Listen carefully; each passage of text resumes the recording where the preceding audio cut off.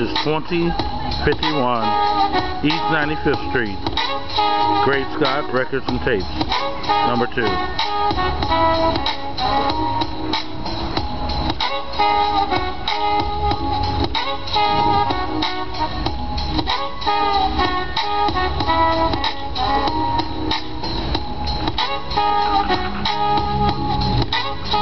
This all leads into the story about my inward struggles with racism in America. This campaign began. Washington didn't give us too much of a chance.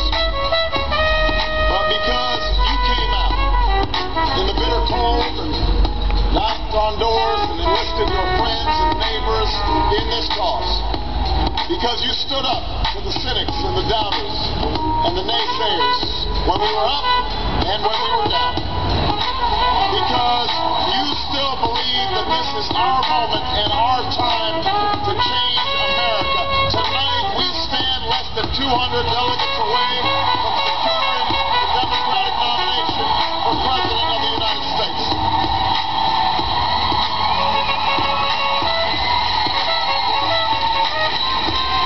More importantly, because of you, we've seen that it's possible to overcome the politics of division and the politics of distraction, that it's possible to overcome the same old negative attacks that are always about scoring points and never about solving our problems. We've seen that the American people aren't looking for more spin, they're looking for honest answers about the challenges we face. That's what you've accomplished in this campaign, and that's how, together, we intend to change this country.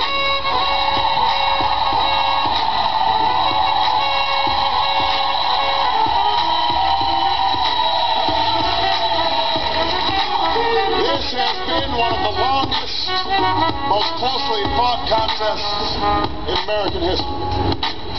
And that's partly because we have such a formidable opponent in Senator Hillary Clinton.